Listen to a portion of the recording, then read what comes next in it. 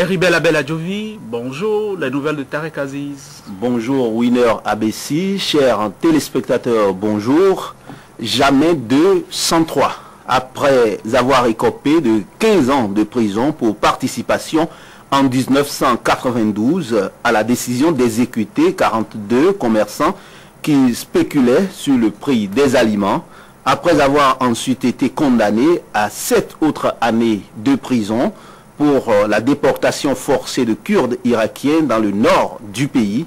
Hier, l'ancien bras droit du président feu Saddam Hussein a été condamné à la peine de mort pour l'élimination des partis religieux.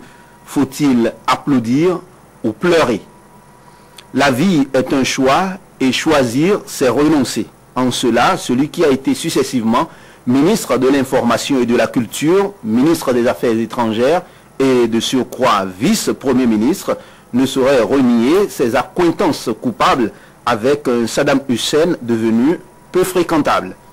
S'il n'était pas d'accord avec ses options, il n'avait qu'à se séparer de son compagnon d'infortune. Ne l'ayant pas fait et vu son niveau de responsabilité dans le régime de Saddam Hussein, c'est de l'ordre du normal qu'il en subisse les conséquences. Y a-t-il eu exécution des 42 commerçants indiqués? Oui. Est-ce vrai que des Kurdes irakiens ont été déportés dans le nord de l'Irak? Encore oui. Le parti Baas avait-il organisé une chasse aux sorcières à l'encontre des mouvements islamiques dont les leaders étaient assassinés, incarcérés ou poussés à l'exil? Bien sûr que oui. Celui qui ne dit rien consent. Dans ces conditions, il est difficile de ne pas être d'accord avec le haut tribunal d'Irak qui a décidé du châtiment suprême. Et pourtant, il y a bien des raisons de porter des gants avant de signer un chèque à blanc à cette Cour suprême à l'irakienne. Sur le fond, aucune implication directe de Tarek Aziz n'a été prouvée dans ces différents dossiers de violation flagrante des droits de l'homme. Le vice-premier ministre irakien qu'il était l'homme des relations internationales et de la levée du blocus qui frappait son pays de plein fouet. Qu'à cela ne tienne, qui veut tuer son chien l'accuse de la rage. Les nouvelles autorités irakiennes en veulent à tous ceux qui ont soutenu Saddam Hussein, surtout dans sa lutte contre les partis religieux, plus particulièrement le parti islamiste chiite de l'actuel premier ministre irakien Nouri al-Maliki.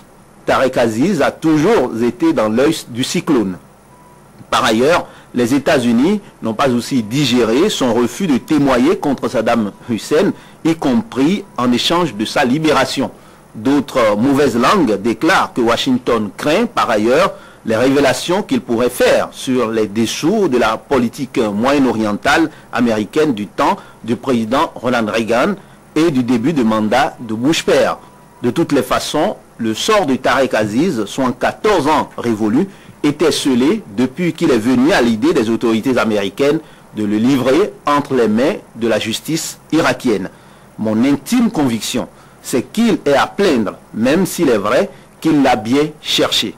Cela dit, la multiplication des procès expéditifs ne suffira pas à remettre les pendules à l'heure en Irak.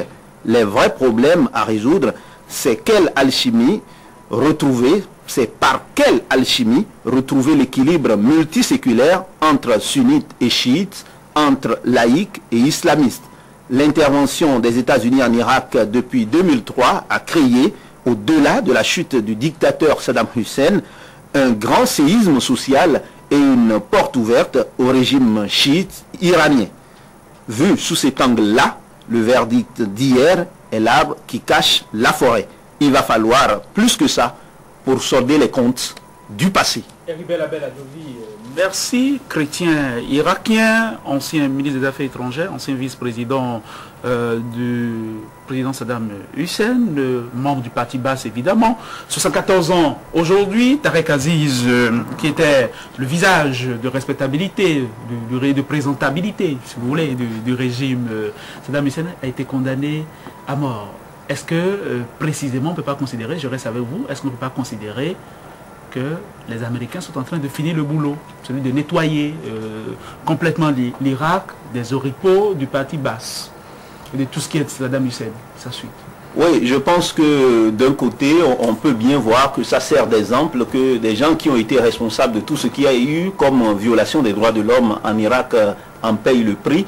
De ce point de vue-là, les autorités actuelles irakiennes et l'administration américaine, puisque c'est une continuité, l'État, font le boulot. Maintenant, sur le plan concret, ce qu'on a voulu en allant en Irak, non seulement les armes de destruction massive qui ne sont pas, mais beaucoup plus la lutte contre le terrorisme, pourquoi on est allé là-bas également. On constate aujourd'hui qu'avec le régime actuel chiite, ensemble avec le régime iranien, et encore plus, on peut aller plus loin pour voir les autres États arabes de la région, je pense que la situation est catastrophique.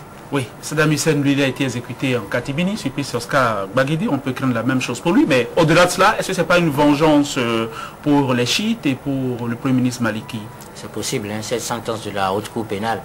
Parce que Tarek Aziz, qui était d'ailleurs le seul chrétien du gouvernement de Saddam Hussein, purgeait déjà 15 années de prison pour son implication dans la répression des commerçants et 7 ans pour la déportation des Kurdes dans le nord. Ça fait un joli total, hein, ça fait dans le nord de l'Irak. Maintenant condamné à mort pour répression contre les membres du parti Al-Da'a. C'est un parti religieux et le parti du premier ministre irakien, Al-Maliki. Le premier à ce niveau. Et déjà en 2008, les Américains qui le détenaient l'avaient livré aux chiites qui faisaient la chasse aux chrétiens irakiens qui avaient travaillé, collaboré donc avec le régime de Saddam Hussein. On peut craindre deux choses. On peut craindre d'abord, on peut faire remarquer d'abord que cette condamnation souligne les difficultés des autorités à mener à bien le processus de réconciliation en Irak. Et on peut craindre maintenant que l'exécution de Saddam et de Tarek Aziz ravive les tensions en Irak. Donc c'est un risque. C'est un risque parce que la reddition de Tarek Aziz a lieu depuis 2003, déjà 2 fois condamné. Maintenant la haute cour pénale passe à la vitesse supérieure. Donc vous considérez que ce n'est déjà plus la justice, c'est de la vengeance? Oui, on est tenté d'avoir cette conception de la chose. Oui, et Ribert parlait de justice, de procès expéditif, mais un autre aspect avec vous, André Dossa. L'Irak vit depuis un moment son programme de vérité, réparation et réconciliation à sa manière, tout à fait différent de ce qu'on a connu sous d'autres cieux. La justice irakienne devenue désormais implacable par rapport aux anciens dirigeants, aux anciens dignitaires du parti Baas, tous ceux qui ont côtoyé Saddam Hussein et qui ont donc martyrisé ce peuple irakien. Cette justice est devenue implacable depuis qu'elle a recouvré sa liberté, son indépendance. Ne pouvait pas réserver un meilleur sort à Tarek Aziz, quelles que soient toutes les qualités qu'on lui reconnaît. Il n'a pas volé ce qui lui arrive, puisque si son maître a été pendu, et les autres dignitaires ont subi pratiquement le même sort, les enfants de Saddam, Oudaï et l'autre, qui ont été abattus avant même que chose. Donc, il ne peut pas mériter un meilleur sort. Maintenant, ce qui fait qu'on a tendance à s'apitoyer un peu sur son sort, c'est qu'il est relativement modéré, c'est un intellectuel, c'était un diplomate extrêmement rusé, ce qui fait que on le dressait pratiquement tapis rouge dans les grandes chancelleries, dans les puissances occidentales, et il était même plus il était mieux vu, il était plus, à mon avis, plus fréquentable que son maître, que tout le monde vouait aux gémonies. À une certaine époque. À une certaine époque. C'est ce qui fait que parfois on a tendance à estimer que bon, c'est quand même pas, c'est pas juste ce que le sort qu'on lui réserve. Donc je pense que, mais il faut se demander, effectivement, il faut se poser des questions sur les éventuelles conséquences de cette justice-là, de ce procès qu'on leur fait subi aux anciens dignitaires, aux anciens dirigeants de l'Irak. Est-ce que cela ne pourrait pas avoir d'autres conséquences? Parce que l'Irak, c'est vrai, aujourd'hui, on tente de réconcilier ce peuple-là, les Irakiens, entre eux, mais il n'y a que ce qu'on punit aujourd'hui appartiennent aussi à une partie du peuple irakien. Est-ce qu'il ne faut pas avoir dedans une sorte de vengeance? Les chrétiens sont ultra minoritaires désormais en Irak. Donc, on ne risque pas grand-chose. Les chiites ne risquent pas grand-chose en faisant exécuter Tarek Aziz. Oui, les chrétiens sont ultra minoritaires, d'ailleurs comme les sunnites. Et Saddam Hussein, lui, il a été sunnite.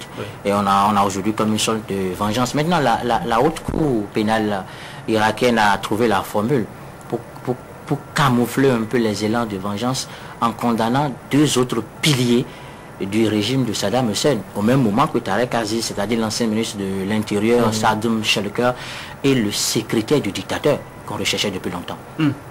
Oui, Le secrétaire Abed Moud, qu'on a oui. condamné aussi. Merci. Moi, il y a un aspect sur lequel je vais insister. On raconte qu'il était de commerce très agréable, Tarek Aziz. Il allait dans tout ce qu'il y a de chancellerie occidentale.